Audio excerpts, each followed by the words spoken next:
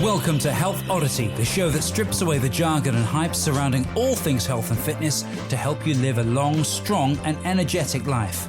Lining up at the bar this week, here's Peter Lant, Paul Bassett and James St. Pierre.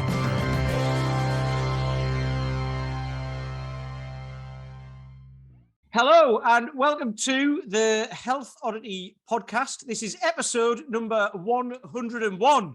We've crossed the line. We're doing all right. So, yeah, we've got a super guest on today. And it's really interesting because I'll try and introduce him in a little bit. But I don't actually know that much about him. He's just looking behind him now as if to go, where is he? But yeah, I don't know much about this guy, but it'll be really interesting getting to know him actually, because I've actually done one of his courses. He's got a free course, which we'll talk about in a bit, but I've actually done that. And it's just very interesting to read through and see where he's coming from. But also he's got a very interesting backstory, as I understand, and I'll be learning more about that today.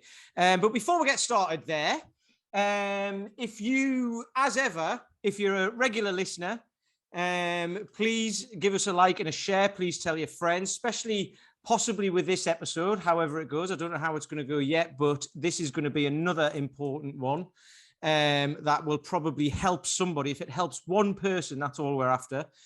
So like, share, leave a review, whatever platform you're listening on, pass it on, email it to your friends, anything. And again, before we get started, we'll just talk to the usual suspects, which usually begins with me, but I'm introducing it this week. So we'll start with Paul, because that never happens. How are you doing, Paul? I'm okay. We're in 39 degrees in London at the moment. That's all right. I don't mind it actually. I mean, it's been freezing most of the time. Yeah. Well, just think about it. It's like being on holiday, as in sweaty and all that, and you just want to go for a few beers. when people go to Turkey or something like that, or they go to Portugal, they do all these kind of Instagram pics of how relaxed they look when they're eating their kind of Mediterranean meals and their kind of white wine spritzers and mojitos or whatever. But then when they have it in London, it's like, oh my God, the world's falling apart. And sit down, like fainting and things like that. So, it won't last that long. Then it'll be cold again. No, it's done by tomorrow, as far as I know. Yeah, it's back down to 25 tomorrow, which for me used to be stinking hot, but I think I'm going to be able to handle that. See, I like getting on my bike at like 5:30 in the morning and not having to wear 2 hats, really thick gloves, about 4 jumpers.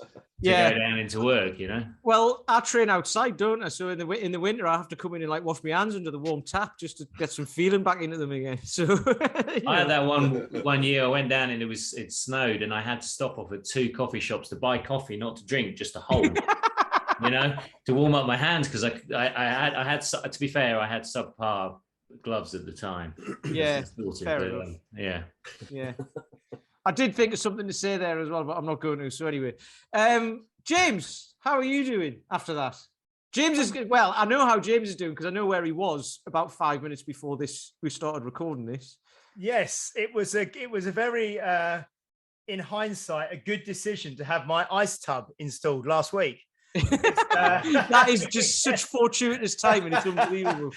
Because now I'm literally just jumping in there all throughout the day. So I've just had a bit of a 5 minute sit in there before coming on here. And 5 minutes at what temperature? It's just set at 10 degrees at the moment. All right, which sounds, for some reason, 10 degrees sounds warm, doesn't it? But it's not. Yeah, it's cold enough, but it's not so cold that you jump in and want to jump straight out again. So it's a nice kind of temperature that I can sort of submerge myself in there and actually get quite comfortable for 5 minutes or so. Does it heat up as well?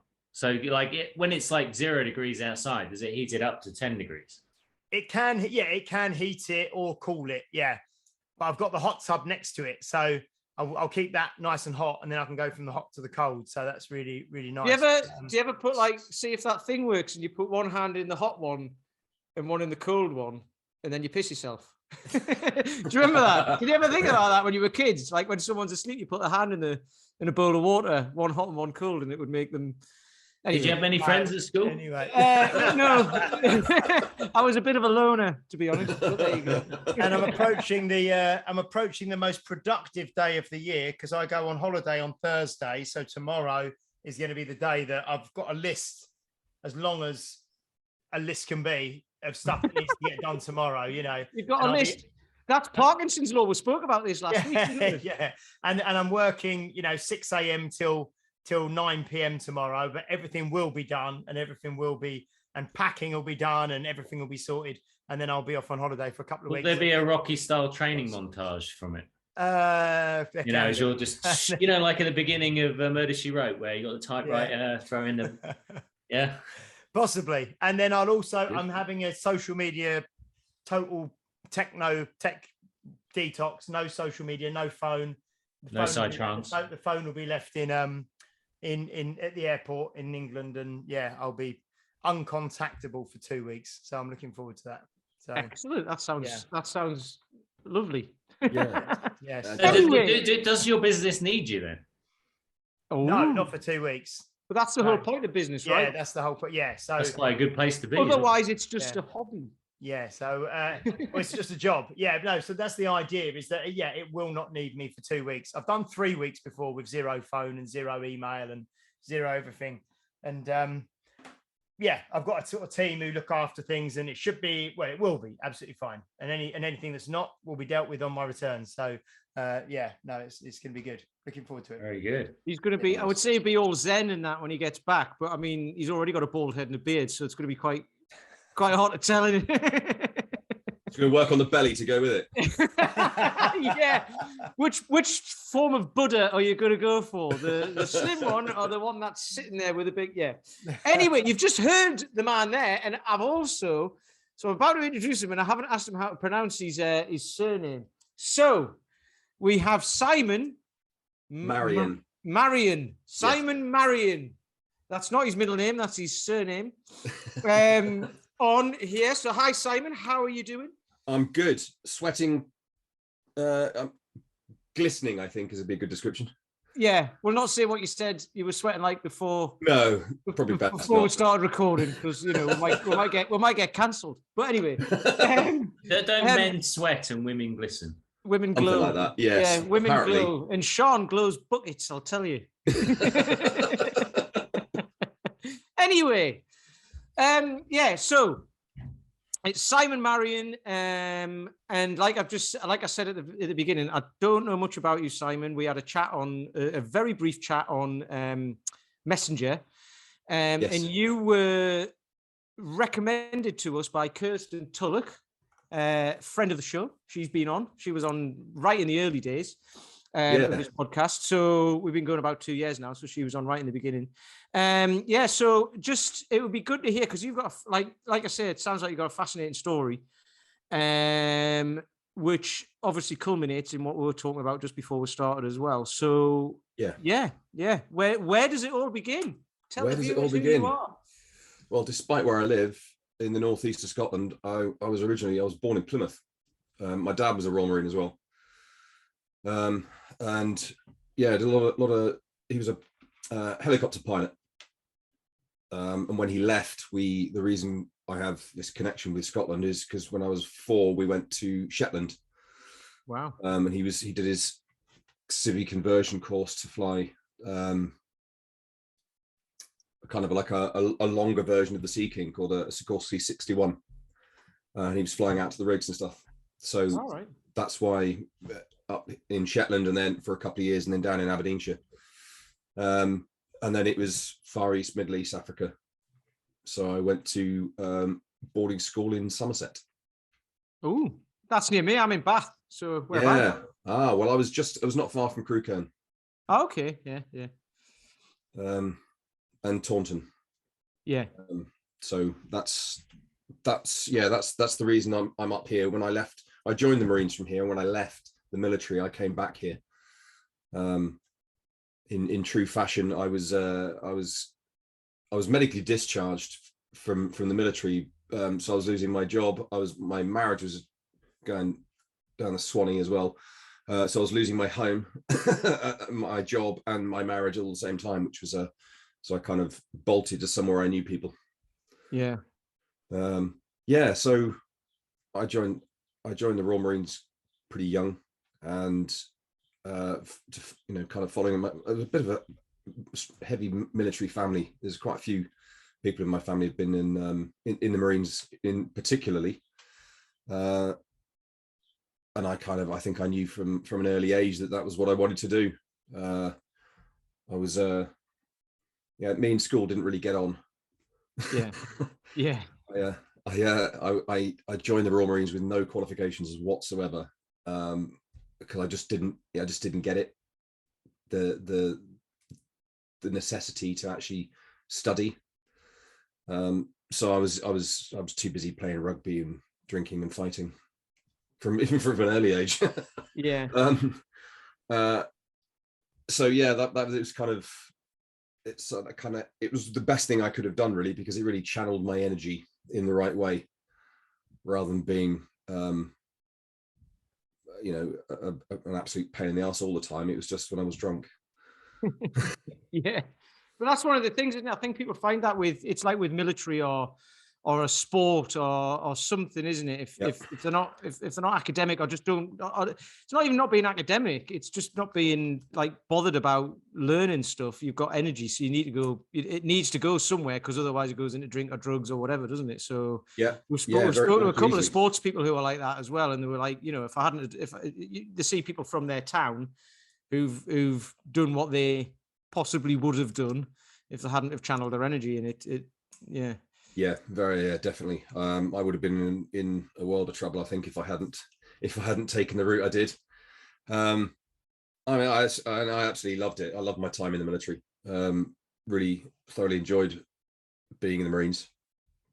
And the latter part of my career, I got into human intelligence work.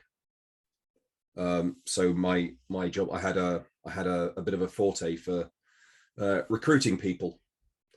So when I was in the Corps, I found out I could get a degree. So I got all my qualifications I needed to, and then did sports psychology. All right, wow. Which I thoroughly enjoyed. And they paid for it, which is great. So happy days. But then I got into the human intelligence side. So, because I just had this knack for schmoozing people, really. I think was a simple way of doing it, and convincing people to do things that we wanted them to do. Okay. So that was really good. So I did that for my last few years in the military, and then I left. I was medically discharged because I knackered myself, and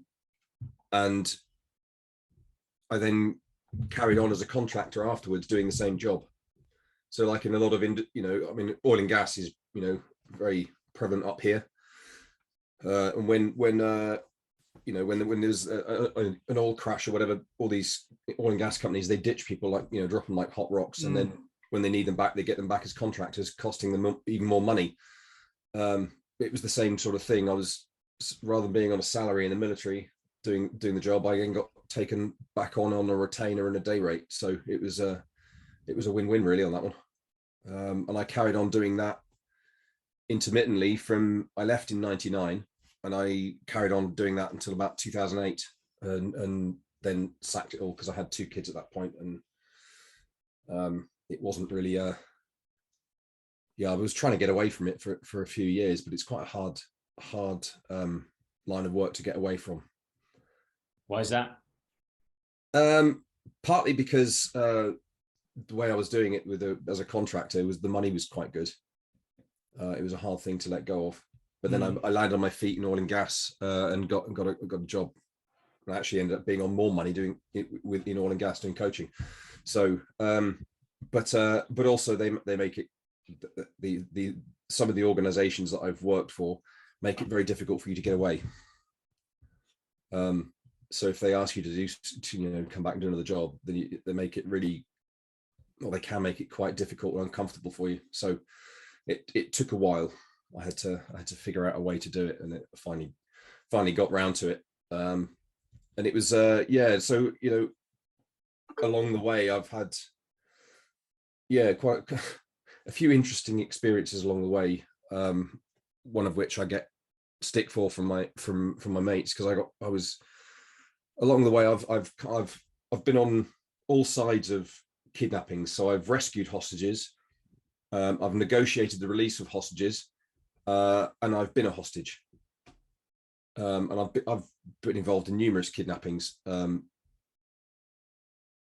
from different perspectives, but I've been kidnapped 3 times. So, and you know, how fucking stupid can you be, really? Well, you see, are you able to? I don't know if that's Yeah. I don't know if that's stupid or not, because like, you know, this was presumably when you were in the military. No, this was not in the military. This was it was 3 years on the bounce as well, 2006, Wow. 7, and 8. Okay, I thought I was going to say, if you're in the military and you've got like loads of people after you, I mean, there's no shame to that, is there? No. So okay, no. so what? That's interesting, because I like I say, I don't know that much about you, so I just assumed it was in the military. So what happened? Well, twice was in Nigeria, 2006. The first time, I was actually on a ship, and they got raided by pirates, or you know, whatever. It was more of a political statement, really. It was that when that phase had just started again with the kidnappings in Nigeria. It kind of goes through cycles of activity, and it was really picking up. But it was such a bizarre. It was very surreal, because it's, you know, I didn't have a weapon, and you got these huge, great lumps of Nigerian men shoving AKs in your face, and telling you to do as you're told. So I got chucked into a speedboat, and there was 2 of us on this occasion, and we got taken into the swamps of the Niger Delta, and we were about 2 hours going upriver, and it was just very weird, because obviously it's terrifying when that happens. You do find out that adrenaline is brown and it runs down your leg. It's an unusual thing to experience, but I had the advantage of having training to help me kind of keep my brain in tune and not fall apart, which was you know, it's definitely, it never really fully prepares you for it, but it's a bloody good step in the right direction. So yeah, I ended up crapping myself, obviously, because it's pretty scary. Then get to the village where these guys lived, and they said, listen, don't worry about it, we're not going to hurt you, we're just using you to have a go at the government and the oil companies, and we want we want to swap you for money, so nobody's going to hurt you. And they gave us a place to sleep with a mattress, a mosquito net, malaria tablets, fed us 3 times a day, and over the course of the 9 days, because that, for them, the water was more, obviously, is a valuable commodity in that area, and it's more expensive for them to buy bottled water than beer. So they gave us beer all day, every day for 9 days, because they kept the water for their families, etc. And this particular beer is called Star Beer, and it's pretty grim when it's cold, but it was warm most of the time, and it was just absolutely honking. It was the worst hangover I've ever had. It was absolutely horrendous coming off that after 9 days. Oh, it's this. If you forgive me for saying, it sounds like a holiday. Well, this one was. It was this the weird thing. It was. You know, apart from pissing your pants at the very beginning, it was great, because I was playing football with the kids. I ended up, their weapons were in such a shit state. I actually said, look, right, unload it and I'll clean them out, and I serviced their weapons for them. So it was a very unusual thing. And it's when they said, well, you know, day 9, it was like, right, okay, we'll drop you off now. So they took us down the river to the town on the river that's kind of like in the center of this Bayelsa state, a little place called Yenagoa. And we basically cross-decked. One boat came towards us, big bag of money came over. We crossed over, and they waved goodbye. Wow, that was it. You're like, holy shit. So yeah, it was weird, because you couldn't really get your head around it to start with. Well, afterwards, it was looking back on it. Initially, when you get a debrief and you know to the necessary people, and it was like, did that really just happen? that's weird. So what would happen if they, like, would it have turned ugly if they if they hadn't got the money? I think we just had a really long holiday. Okay, so they were basically just doing it more out of like, is it kind of like out of desperation, not out of like malice or anything like that? Not to the people that they were, not this particular lot. They were let's say more making a statement to the government of Nigeria and to the oil companies. Okay. Because they just trash their land. Yeah. Shit, yeah. I've got a client who was kidnapped by the Taliban, and that's a bit different. Yeah, he's written a play about it actually because he's a comedian and he was working as a journalist, and now he's performing it in the Edinburgh Festival. But that happened about 20 years ago. So I think that's how he's made sense of it, is the fact he's written a play on it.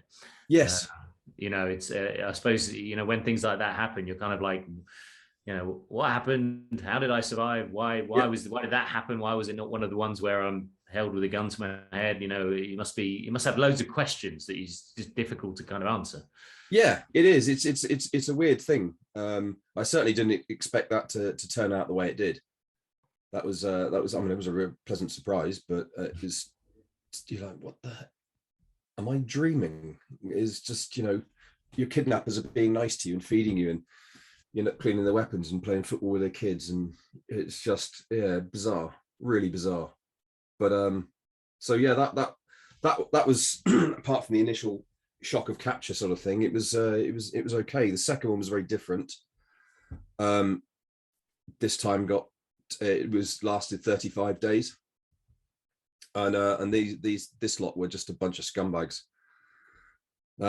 Very different. They basically threw us, 5 of us taken on this occasion, and they threw us in a hut with a dirt floor, gave us nothing, gave us water and one small meal a day, and it was okay. They kind of left us alone, but the last 10 days they started to get really stroppy because they weren't getting paid, and they were getting drunk at night and drugged up, and then taking their frustrations out on us. So the beating progressively got worse as the time went on. So we were getting daily kick-ins. It got one point at night where one guy took a fancy to hitting us with the flat side of a machete when he was pissed as a fart.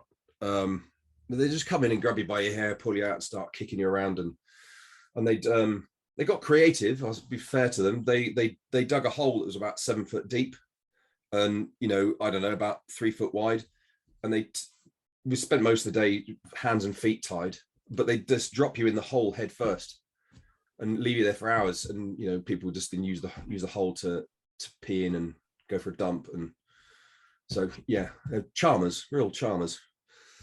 Where was this one, Simon? Was this in Nigeria again? Well? Yeah. Down in the south again. How do you process that? Oh, that took a while. That did take a while to kind of get my head around. It was because they started doing mock executions and stuff as well. So sticking the barrel, they kick you in the head and knock you on the floor, and then stand on you and stick a barrel of an AK or a pistol in your mouth, and then but that actually, as bizarre as it sounds, that got boring because you knew it was just going to be a dead click. Because there's no benefit to them handing over dead bodies, really. They don't get anything for it. So yeah, that was, and getting hit with a machete was worse than the mock executions, really, because if they, when they're drunk and they're hitting you, and if they just slight turn of the hand, and they'll take a limb off, or cut your head off or whatever, it just, so that was scarier than the stuff with the weapons. So that took some time to kind of get my head around afterwards. Didn't bother me for a few years, and then it all kind of started bubbling up. So I had to do a fair bit of work with that one. So these were consecutive years, were they? You said the first one, and then so it was like, was it 2006? Did you say? Then 2007, something like that. And this is all while you're working in the sort of oil and gas industry. This was the military and things. This was doing the human intelligence stuff, and when those because I was a contractor, I would kind of get mobilized and demobilized for each job. So I'd do the job, and then I'd be signed off, and I'd sign a contract every time I went and did a job. So I did other things in between all that stuff. So I worked in the security on doing close protection and security consultancy stuff as well along the way, and carrying on studying psychology as well. So I carried on doing all that. Were any of the other kind of captives who were taken with you? Did obviously you had your military background and your military training and that kind of thing, which sounds like from what you said doesn't make it any easier, but it kind of helped you. You know, you could draw on some of your experiences from the military as to what was going on. Were some of the other people who were captives as well? Were they military background or were they civilians more? And they were civilians. Yeah, I was the only ex-military on that particular occasion. So yeah, I kind of the thing with that one is that what got me through that more than anything else was actually focusing on getting them through it. That kind of gave me a purpose and something to focus on. I was about to ask the question actually, because you said you've rescued hostages, you've negotiated release of hostages. Yeah. Which is more stressful, you being kidnapped or you being responsible for getting someone else out? That I think ultimately is more stressful. Because when you're a hostage, you're only really focusing on yourself, getting yourself through it.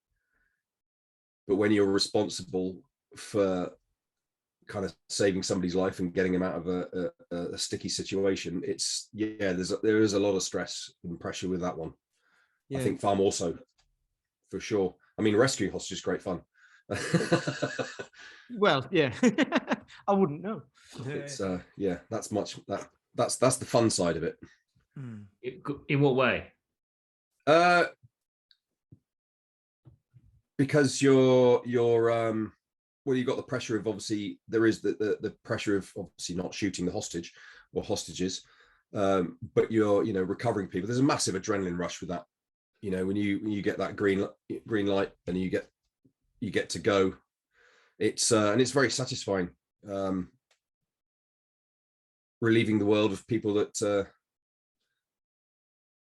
don't really deserve to be there. Yeah, I think because a polite way of putting it. Yeah. No, I just think that's interesting because it kind of goes in life as well, isn't it? I don't know how to put it, but because people, like when we talk about stress and stuff like that, people are constantly trying to work out what their partners are thinking and what other people are thinking and what this person's in there. It's all kind of external, isn't it? Rather than worrying about like getting yourself sorted, and then you can start to like kind of then you can start to worry about other people. So like that's why it's interesting to find out which is the most stressful, helping yourself out or helping other people out. And it tends to be helping other people, doesn't it? Because obviously it's on you. If anything happens, you've got to live with it. Yes. Which is good, is hard to deal with. It is. So I've had one that didn't work, that lost one hostage in negotiation. Okay. That was even now that's still tough to swallow, really. I still don't like that. And what happened with the third occasion, Simon? Was this the next consecutive year? So this was 2008. This was my last job in that line of work that I was. So I was in Sweden, and the particular individual I was working with, he'd spotted that he'd been under surveillance. He'd spotted people following the same people, same cars. So I went and did some anti-surveillance. And picked up who yes, you are being followed, right? This is the plan. So where he lived on the outskirts of Stockholm, out in the islands, to the east of the city, the house he had there, he was there with his ex-wife and kids, and around the back, it was all woods around the house. So I went and cleared around the back of his house every night to make sure everything was okay. And this particular night, there was a van and a couple of cars parked up, that weren't normally down in the car park down the bottom of the road. And there was some guys around the back of the house in the woods. So I went back to, and I could see they had weapons. So I went back to the car, got on the phone, was relaying this information back when van pulled up in front of my car, and I got taken out of the car at gunpoint and given a bit of a hiding, then thrown in the back of the van. And I just had this gut feeling that this was going to be a one-way trip, because they didn't hood me, they didn't tie me up. I was put in the back of the van with two blokes. It was a big transit van thing. So it was like, and there was benches, like bench seats over the wheel arches. So there was a guy between me and the door, and there was a guy opposite me at the front. So I was caught in between, both with weapons. And I was just thinking, I've got to get out of here. You know, if they're going to kill me, at least I'm going to die trying to get away. And the only thing I could think of doing, and I still don't know how I managed to get any saliva in my mouth, but I got as much saliva in my mouth as I could, and I adjusted my feet and then leant forwards a little bit, and I grabbed the muzzle of the weapon of the guy next to me and pushed it away to control it, lunged forward, spat all this saliva into the other guy's face, and then rammed this guy against the door and flipped the handle, and the door fell open, and we went tumbling out. His head, although this was March, so there's still quite a lot of snow, and his head hit the road and basically popped like a melon.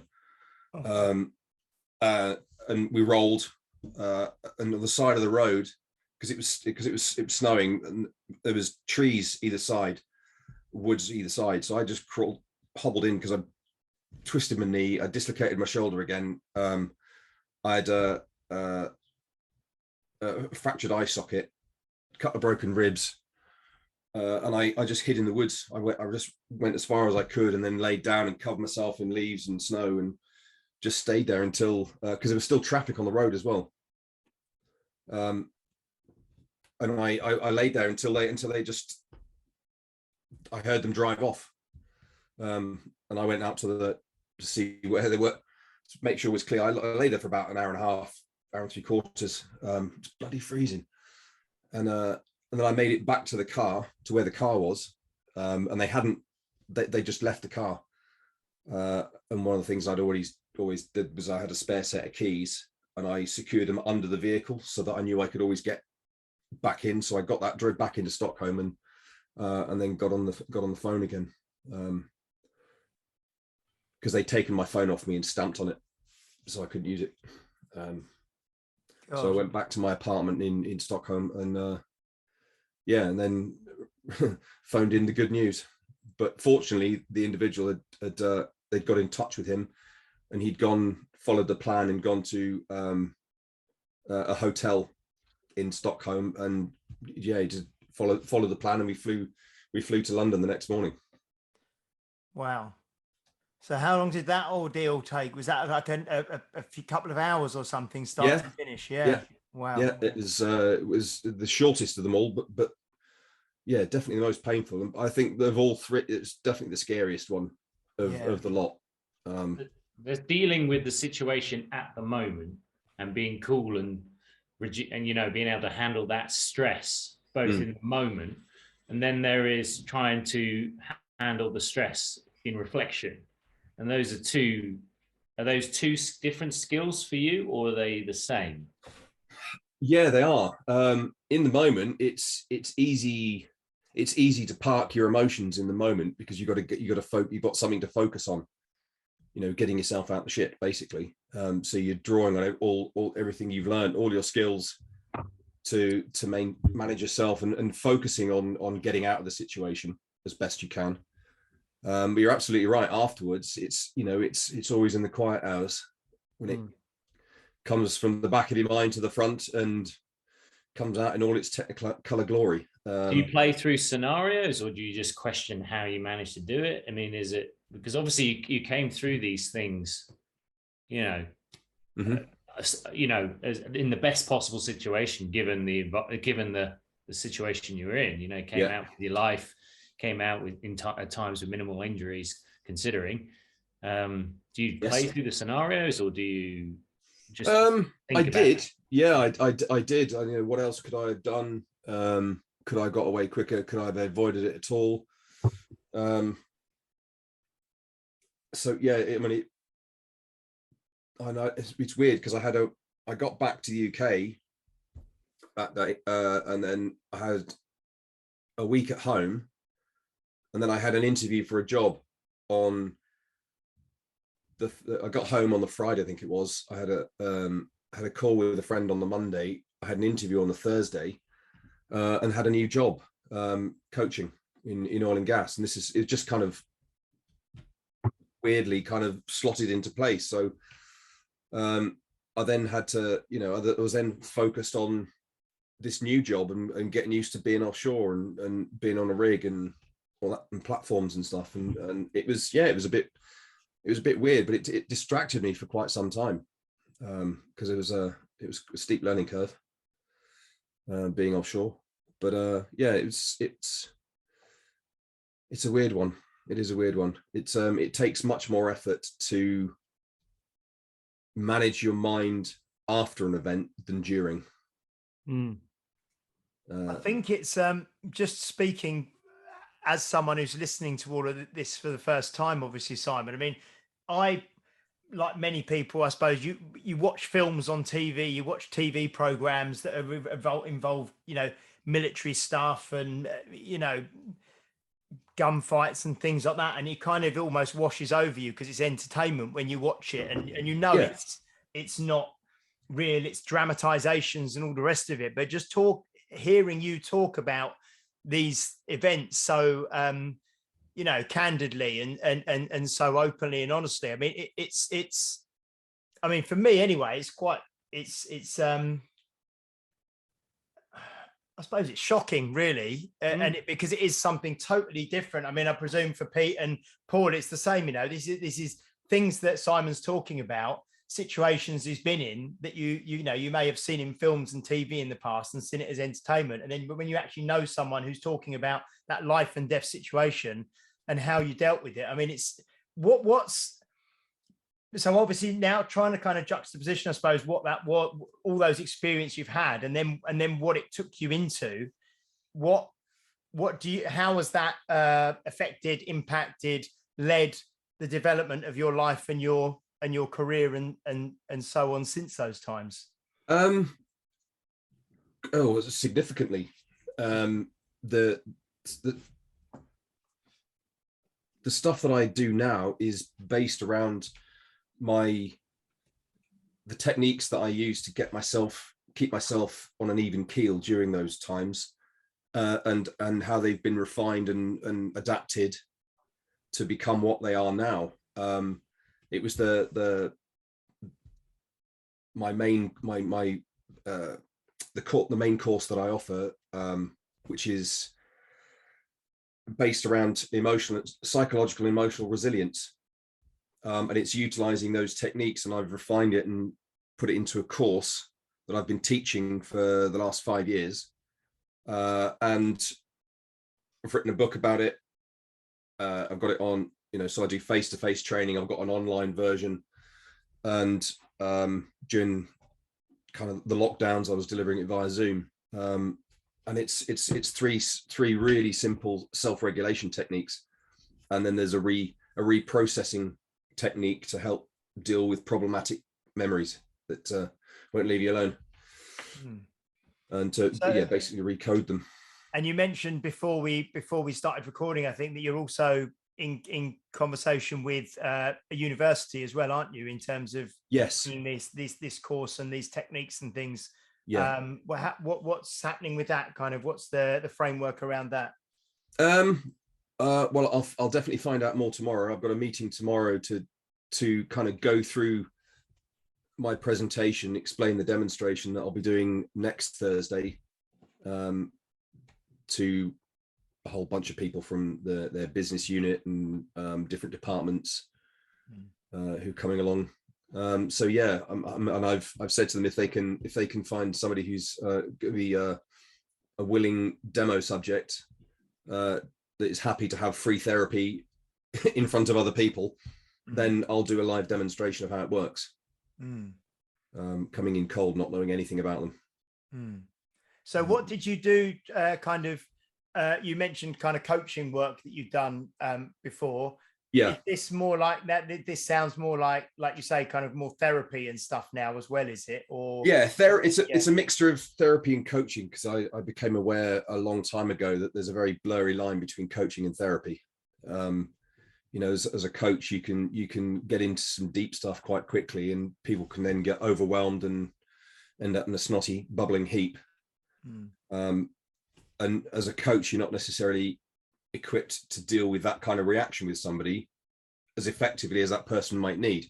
So having this course gives people the ability to move across that line. So if you're in a coaching session, somebody has a meltdown, you can then deal with it using some therapeutic skills to get them back into kind of the coaching space, to then continue on or finish that session on a positive note, rather than leaving them going home full of snot and tears. That's really interesting, because I was going to ask the question, what's different about this than what's already. There's obviously clearly something different if the university are interested in it and stuff like that, because they'll have seen lots of stuff like this. So what's different between that and what's already out there? But I mean, there's everyone's a coach these days, aren't they? So and you're right, and you can really open up a Pandora's box in someone's brain, can't you? When you talk about something, and then, like you say, at the end of an hour-long session, you might be like, oh, and you've just sent them away and created so many, or not created issues, but brought to the front a lot of issues that they'll not be able to deal with, and you can't. So yeah, absolutely. So how does it? I mean, you've said it helps with that, but kind of, can you explain a bit more? I mean, without going into too much detail, obviously, but yeah, sure. I mean, in whether it's coaching or therapy, the first thing I do in the very first session is I teach all my clients these 3 self-regulation techniques, because they're useful for everybody really in managing themselves, because we all have good days and bad days, and when the shit hits the fan, if you're having a bad day and something else goes wrong, you can end up kind of having to pull both feet out of your mouth, don't you? Yes. Well, I certainly do. I was talking about that with one of my guys this morning. This is a bit of an aside, but just, I got angry at something in the kitchen, and my girlfriend Sean was in the living room, and she kept quiet because she was like wondering what she'd done wrong to make me angry. Yeah. You know what I mean? And then you start second guessing what people think. I think I got angry at a plate or something because I couldn't get a stain off it or something. It's something stupid, but it's because I was tired. So yeah, that's it. It's very often it's these little things that we lose our shit over. But it never is, though, is it? That's the thing. It's an accumulation of things. It's literally the final. Well, not literally, but it's the final straw, isn't it? Yeah. It is. Yeah, absolutely. So the way it works is I started developing these things in 2007, in piecing them all together, because I thought, I was thinking, what did I do to get myself through it, and what did I share with these guys to help them get through it? And these techniques I use with them, and with the other 4 guys on the second one. So I kind of pieced it all together. And so the first one is basically, it does what it says in the tin. It's called a negative thought pattern interrupt. And it does exactly that. And in the course, I go into the different frequencies that our brain operates in, and kind of, and the functions it performs in those frequencies. And that there's a positive and a negative to each state. So, a high performance state, when our brain is in the gamma frequency, which is anywhere up to kind of 400 hertz. A good example is, rally drivers, the Isle of Man TT, they can't do that and think about it. They have to be absolutely in flow, unconscious, doing what they're just in complete flow state. So it can be a really positive state, high performance, but it can also be extremely low performance, because when you're full of stress and angst and all the rest of it, and fear or anger or whatever it is, you feel your brain spinning at 1,000,000 miles an hour, your heart rate's up, your breathing's shallow and fast, your blood pressure's high, you're sweating, you feel sick. And it's a very unproductive state, which is because this is your fight or flight system kicking in. So it's about taking your brain speed, reducing your brain speed from gamma into that beta frequency, which is what we're in now. Normal everyday conversation and working and all that sort of stuff. So we want to get it out of that, because like being, you can't do, it's like changing gears on a car. You can't, you want to get it down into first or second gear so that you can't do 200 miles an hour.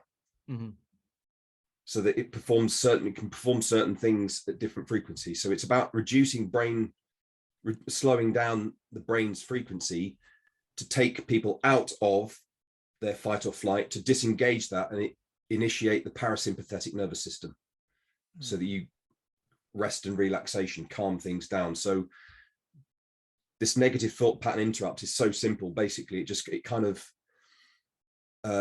takes the wind out of it's like I describe it as having a tornado in your head, and the more you try and stop it, the worse it gets. It's like you feed it.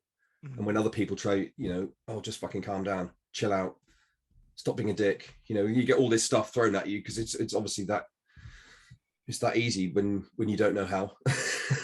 Yeah. And it's about people asking you why you're angry. I'm not angry. Yeah.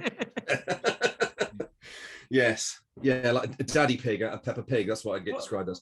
What's interesting there is, this is what interests me. I mean, it all interests me, to be honest, obviously, but is the physiological responses you get to thoughts and feeling, like the feeling and stuff like that. And then, and this is when, just like kind of linking it to like the health aspect, and, people who want to lose weight and get fitter and stronger and all of this sort of stuff. But like, it goes with everything, doesn't it? And it makes that, it doesn't make it impossible, but it makes it a damn sight harder if you're in a constant, I mean, like in your course, it talks about chronic stress. Yeah. And if you're a constant state of stress, that's what needs to get sorted first, isn't it? And like you say, people try and ignore that and do other things, and it's like, no, the actual physiological response puts your body into a state where it's just going to be a cyclical loop.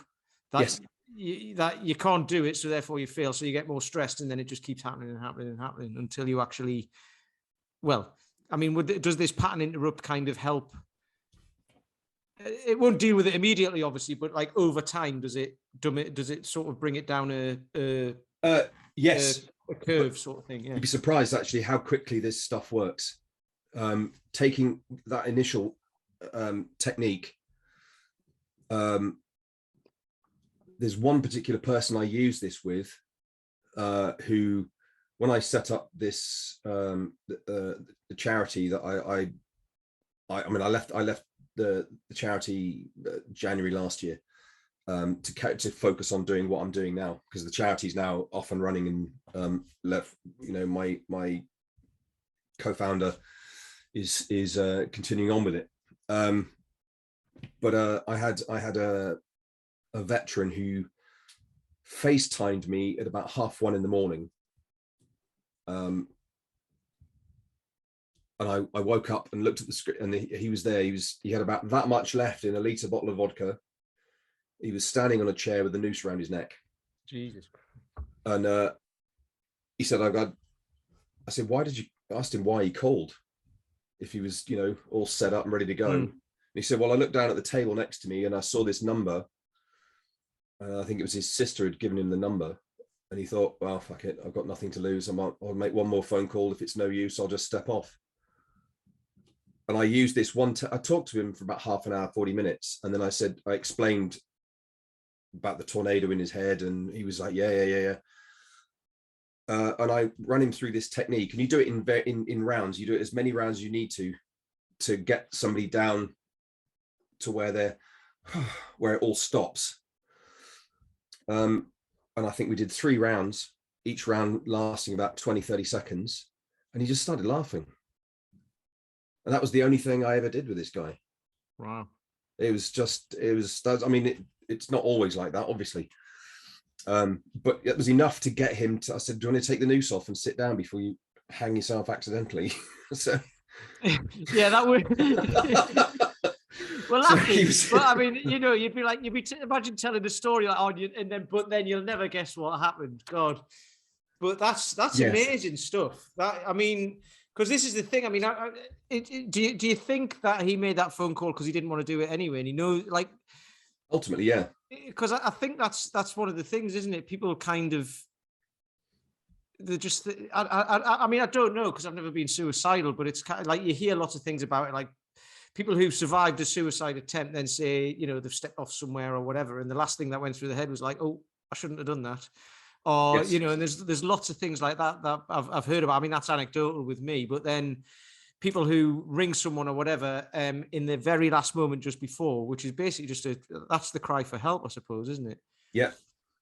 I did, you know, as my military career and my marriage and my home were all disappearing, I got to that point in '98. I'd a year before, my best mate at the time was had put the pistol in his mouth and shot himself and survived. Wow. Freakishly. And I thought, well, I'll learn from his mistake. So I was sat on my sofa with the barrel of a pistol pushing it in my eye. I thought, I'm not going to miss. I'm not going to screw this up. But earlier on, I'd phoned around a few people to kind of subtly say goodbye. And one guy I called, I was in North London at the time, and he was in Bournemouth. And I'd phoned him in the morning. He was a guy I'd known since I was 4, when I first came up to Shetland. And so I'd phoned him, and for whatever reason, he'd picked up on something, and he just got in his car and drove from Bournemouth to London. Wow. And I'm sat there like that with a cup of tea and a couple of chocolate digestives, finished them, and was sat there, and he rang the doorbell. It was literally seconds away from pulling the trigger. Wow. It really pissed me off, actually. Inconvenient bastard. So, and then what happened when you let him in and he came in, and you did you tell him that you were just about to do it? No, I put the pistol under the sofa cushion, and I said, "What the fuck are you doing here?" And he just said, "Oh, thought I'd surprise you." And then we went out and got drunk, and then that was that was the end of that. But I didn't tell him until I think it was 2019. Wow.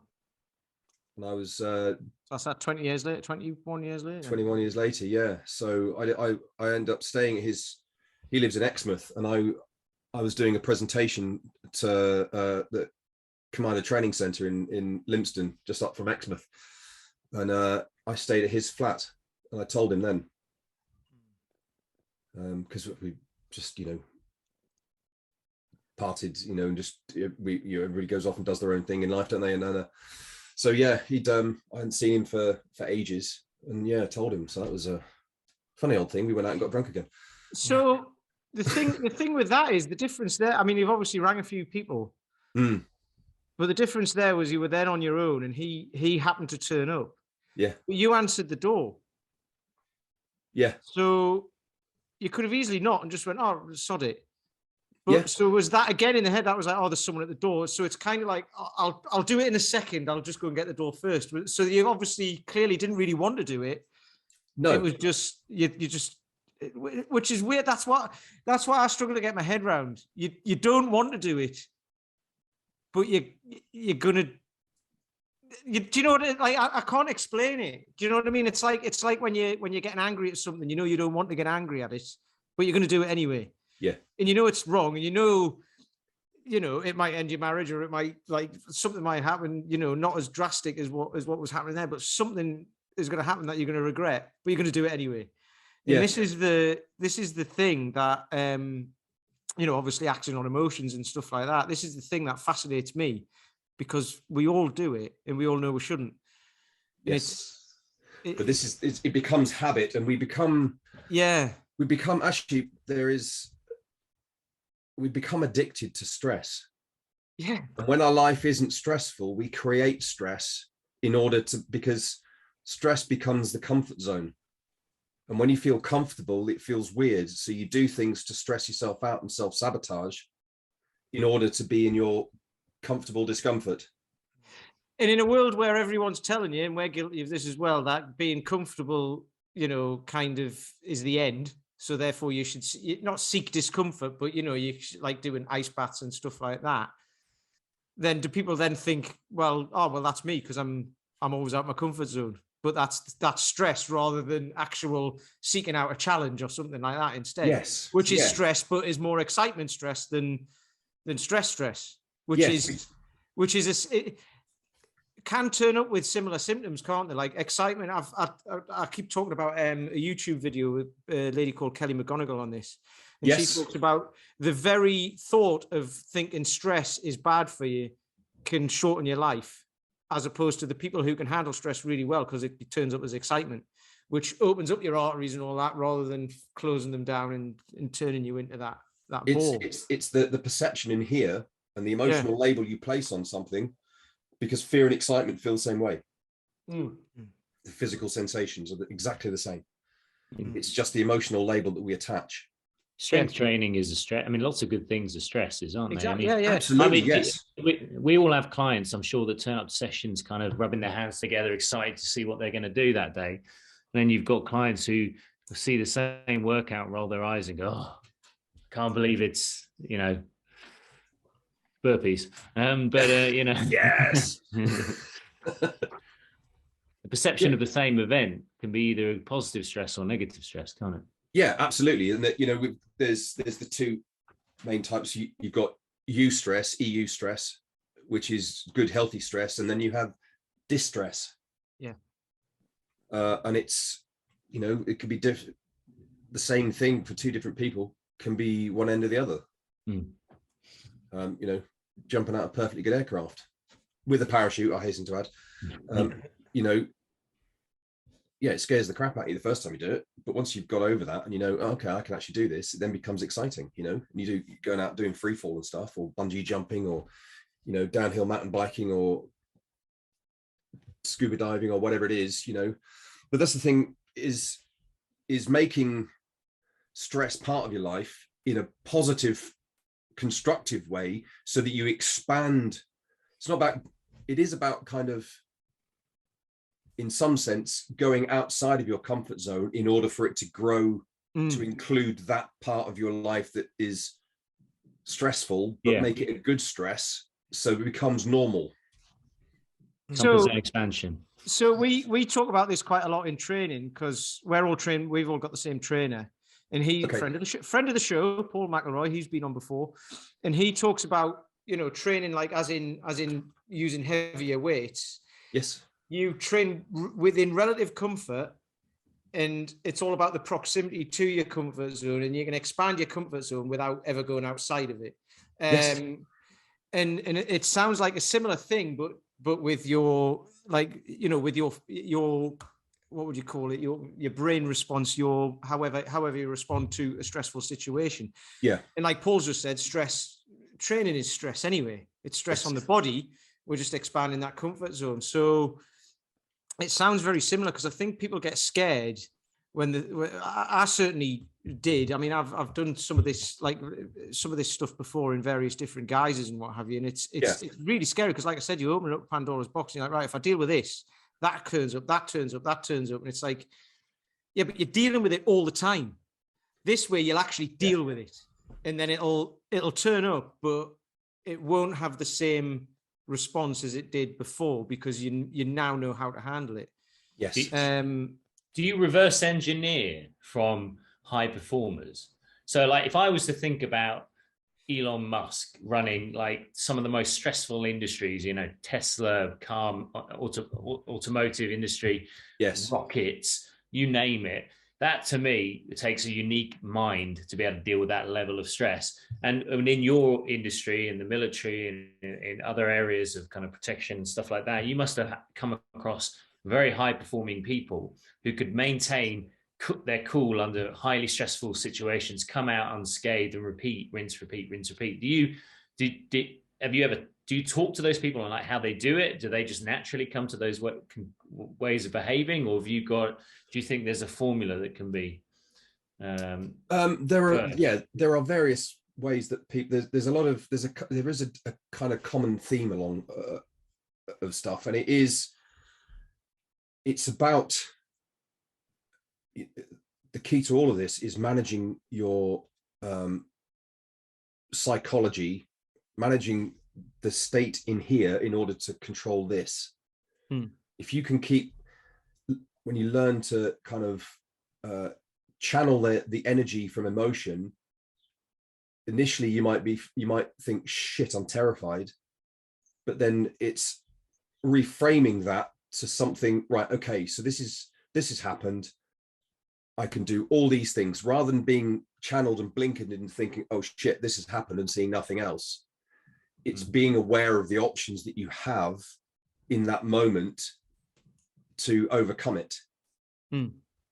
Because there's always options. Yeah, going back to your story earlier, Simon, where you're sat in the back of this transit and think you could be approaching the end, and you still had the clarity of thought, I suppose, at that moment to think about getting this saliva in your mouth and assessing the situation and thinking, right, I'm going to move the muzzle there, I'm going to do, it's kind of, you are talking, what you're talking about now is what you actually did, isn't it, in a highly life and death situation, yes. Where you thought, rather than thinking, oh shit, I'm going to die, I'm dead, you kind of thought, well, what can I do in this situation? It seems that it's a hopeless situation, but what can I do? And within probably a matter of minutes, you formulated a plan and you executed the plan, and ultimately you saved your life. So it's obviously most people never have to do it to that, in that life and death situation. And I presume the guys guys and girls and ladies and business people that you work with, when you were doing your resilience training, when you've been doing it for the last number of years, what kind of people do you have, come on your courses, and who do you teach? I've so far a lot of veterans. I've taught this to various guys and girls in UK Special Forces.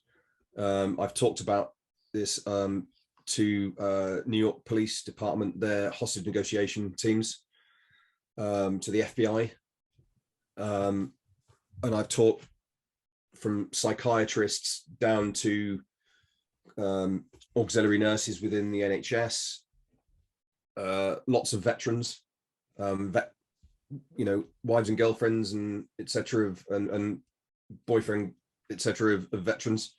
So I focused on the military community to start with, but there's a lot more. There's more help now for veterans than there's ever been, and there are other human beings that need more help now, and in particular, I think it's male suicide has increased from, was it 3 years ago? It was 84 men a week. Now it's up to 120 something a week dying, killing themselves. So 50% up, isn't it? Yeah. So it's a sad, serious situation, and it's stuff like this, because these techniques, these self-regulation tools, you can use them in any context with any number of people around you, and nobody knows what you're doing. So it's completely covert, and there's no having a crystal or a rock in your pocket or having an elastic band on your wrist to ping. There's nothing for you to forget to take with you, because it's all in here. Are you doing it right now? Imagine that. I genuinely practice what I preach. I use these every day. I don't doubt it. I mean, Kirsten, she's been vocal about it on social media. So, I hope she doesn't mind me saying. If she does, it's tough, because I'm going to say it. But you helped her out, didn't you? Like only last week or the week before, she said. Because she came out on social media saying, like, I've been down in the ditch. Yeah. And she'd done a bit of work with you, and it's helped her out of it. So yeah, I think that's pretty. Do you see we live in a different world in a way to maybe 20, 30 years ago, where, the role of social media, the role of a lot of external pressure, particularly on young people. I mean, I definitely think people came out of COVID slightly traumatized. I mean, and for better or for worse, we could say pull yourself together or whatever. People came out kind of it was a weird level, in some levels of aggression and stress are quite obvious, aren't they? They're kind of like someone in your face, or going through a physical trauma, or an illness. Those things are quite tangible in some ways. You can at least put your finger on it. But then there are things where we're in environments now where people are struggling to kind of interact with each other, whether it's people getting triggered about stuff, or social media putting a lot of pressure on people to look certain ways, or pressure on kids knowing that they can't I spoke to a lot of teenagers, the parents are there, and the teenagers were talking about social media, and they're like, oh, we wouldn't get drunk because it will just go up on its social media and then it'll be there forever, kind of thing. So there's lots of modern weird kind of stresses now that people just have as part of their everyday life. Are you working with people, dealing with those stresses? Yeah, I do. I've worked with a few schools around here, and I've had quite a number of parents get in touch and dealing with exam stress or bullying or whatever it is. Helping. A lot of kids are struggling with anxiety and depression these days. It's a lot more so than it used to be. I spoke to an A&E doctor who was training in the gym I operate out of, and he was saying during the pandemic, it wasn't drunks, it wasn't like random injuries that they were seeing in A&E. It was a lot of teenagers who were self-harming and with mental health problems. Yeah, it was definitely hard on the kids. More so, I think, as adults, we're quite often happy to have a bit of be isolated and from time to time and enjoy that. But as human beings, we're hardwired to connect with each other, aren't we? We're tribal. We like social connection and human interaction, but especially as kids, that's it's part of the development, isn't it? Yeah. And without that, it can make life extremely difficult. So that's interesting though, because you're saying like social connection and interaction, but not online either. Like actually, face to face. That's the key, isn't it? It is. Yes. Yeah. Makes a massive difference. I know my kids are 15 and 16, and I know how hard it was for them homeschooling. Doing everything online, and the difference it's made. And my son had, for the Scottish equivalent of A levels, is Highers, and he did them earlier this year, and that's the first proper exam situation he's been in, because the year before that they didn't do it. They didn't do exams. So can be suddenly your first exams in A level, you're like, holy shit. It was a bit weird. So it's been difficult, really difficult for everybody, really. So what are you working on at the moment, Simon? Or what if people, like, obviously we've only just met today, but if I'm obviously really interested in everything that you do, and I'm sure a lot of the listeners will be as well. If people want to kind of find out more, and I know Pete mentioned like an online course that you've got and things, where do people kind of access this sort of thing, and where's best for people to go to kind of start finding out more about what you're talking about? On my website, it's got pretty much everything that I hope so. It's not guaranteed, but yeah, my website, which is simonmaryan.com, that's where I've got everything. I've got a training page on there that's got a link to all the online courses. So yeah, everything's and what's the can you just mention that you mentioned the charity that you kind of set up, and now you've kind of stepped back from, but that what was the charity that you helped establish and that you kind of co-founded? It's called Icarus, as in the Greek myth.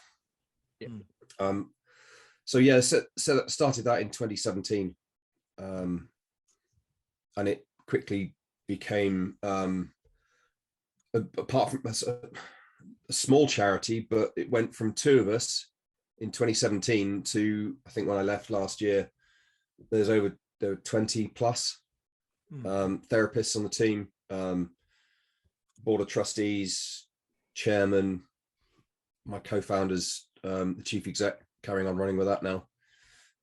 And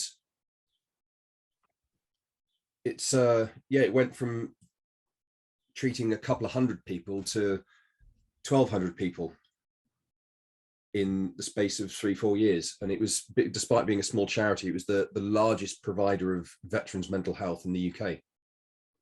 Wow. So you specifically worked at the charity Icarus specifically was working with veterans, yeah? And yes. Yeah. Okay. Yeah. Fantastic. It was weird. It was the name, we were discussing what to call it. And David said, thought having an acronym would be good, so it had more meaning. And I literally dreamt this. I was looking at myself from behind, standing on grass, and in the clouds came the letters. It spelled Icarus, and then the meaning dropped out onto the grass for each word. So it became immediate. It's kind of, this is where it all came from: immediate care, assessment, and rehabilitation for uniformed services. Wow. So it had that, and with the Icarus complex, which was about, now bipolar was manic depression, about helping people manage the highs and lows of manic depression, is the Icarus complex. So it had several meanings to it, and it just stuck. Wow. So that charity is now still doing the work that that it has, and you're now moving more into the delivering the kind of training and the kind of the courses and things that you're working on yourself now. Yeah, and getting it into different sectors, working on a project to work with more doing stuff with kids. So I've got a project kind of working on with a couple of people to get that out, and yeah, writing another book, actually writing a kid's book. So that's kind of trundling along slowly in the background. Just getting it, and obviously getting this into the university is a big thing that I want to get done. How quickly that would happen, I don't know, but sooner the better, as far as I'm concerned. And just getting out and speaking to people, just this as much as possible, and digging up some, finding, like yourselves, finding people for my own podcast and chatting to people and getting the word out there, really, because there's a lot of people that need these tools and techniques, that find it, finding life really hard, but it doesn't stop life being hard. It just makes it easier to cope with. It's not about, ultimately, it's, Paul, you were talking about, triggers and we have a response to things. This is exactly that. We can't change the triggers, but we can change how we think and feel about them to generate a different response to it. It's not about about deleting memories. It's about making them comfortable to live with, so that they're not a problem. Because we can't change what's happened, but we can change how we've stored it in here, and we can literally go in and change. It's like a coding sequence for each memory and how we've processed it and stored it. We basically go in and change the code so that we then process it in a different way and store it differently. So when we recall it, it's just, oh yeah, that happened. That was really shit. What's for lunch? Yeah. Or it can become, rather than a stress, it become a learning experience as well. Can't it? Like after that, and then yeah, even if it's just, I'm not doing that again. Well, yeah. I think that's a good place to start wrapping up, actually, because I mean that's, there's a lot of interesting stuff in there for people to digest. And if you're willing, we might get you back on again. I mean, we've had several people back on again just to keep us posted on how it's going with the university stuff and everything. Because I mean, what I found really interesting with what that last little bit you just said there was that you've been talking to hostage negotiators in the police and FBI, and you mentioned psychiatrists as well and stuff like that. And you think like, but surely they would have learned all of this stuff, whatever it is. I mean, we don't know what it is exactly, but obviously they haven't, and you've enlightened them on something else they could be doing and something else they could be using. So it just shows that we've got to keep learning. You've got to keep your mind open, and you've got to keep kind of revisiting this stuff because things change, the world changes. So therefore, yes, our responses to things don't necessarily change. The brain doesn't necessarily change, because it's been around for however long we've been around and evolving over time. But it's the techniques that can always be something that can always be improved upon. And I think that's or this one doesn't work for this person, so therefore try this one. And then there's always something, isn't there? So I think it's amazing. There's no one tool fixes everybody. And one thing I would like people to kind of to understand is that, some people have been in, treatment for stress and anxiety, depression, or trauma, or whatever it is for years sometimes, but it doesn't have to be a long drawn out process, and it doesn't have to be horrendously painful. It can happen. The bit that takes the length of time for most people is getting ready to make the change that they need, changes they need to make. Change happens bang like that. It's preparing for it that takes the time. But that can be when you get somebody, reframe things for somebody to get them to understand it in a way that makes sense to them, and give them the tools to manage themselves, because a lot of it is losing control, feeling out of control. So this gives people the remote control for this thing again, so they keep those chimps and under control. Yeah, that's great. So we've got simonmaryan.com. What's your book called? It's called The Immediate Care Process. Brilliant. I'll be on that. Right. And it's on Amazon. Right. You're about to make a sale. Fantastic. So I think we'll wrap up there. It's been brilliant. Thanks for that, Simon. I think my pleasure.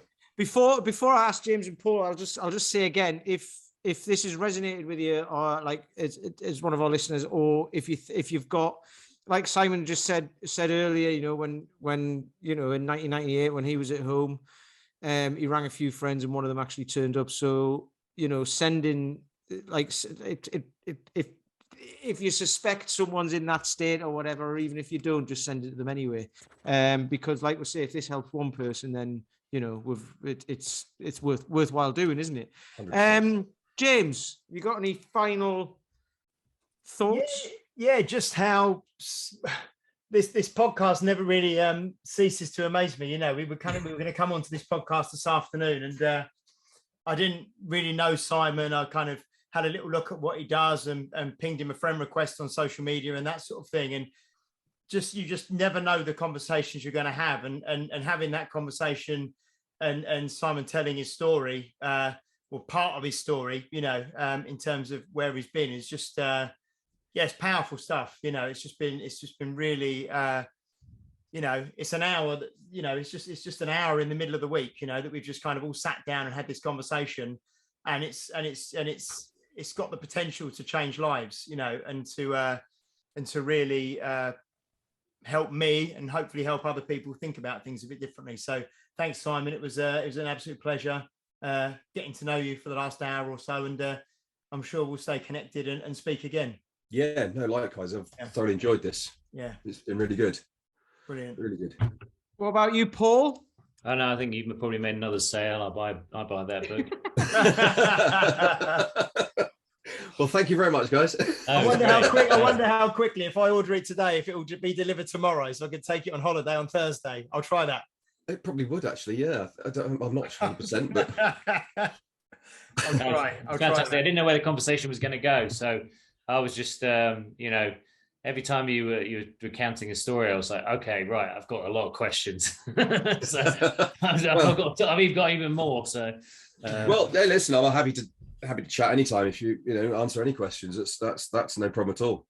Yeah, brilliant. Thank you for coming on. Pleasure. Excellent. Well, thank you guys. Thank you again, Simon. And well done on the 3 sales of your book. Yeah. Yeah. So I've said it again. I've said it before. Please like and share. Email this link to your friends. We're all over everywhere you get your what's this? A podcast from. So we'll be back again next week with episode 102. I'm not even sure who we've got lined up for that. So yes, thank you for listening. We appreciate you all, and we'll see you next week. You've been listening to Health Odyssey with Peter Lant, Paul Bassett, and James St. Pierre. To get your regular fix of hype-free health, you can subscribe and leave a review wherever you get your favorite podcasts. You can find out more on today's and other topics at healthodyssey.com or find us on Facebook or Instagram by searching for Health Odyssey.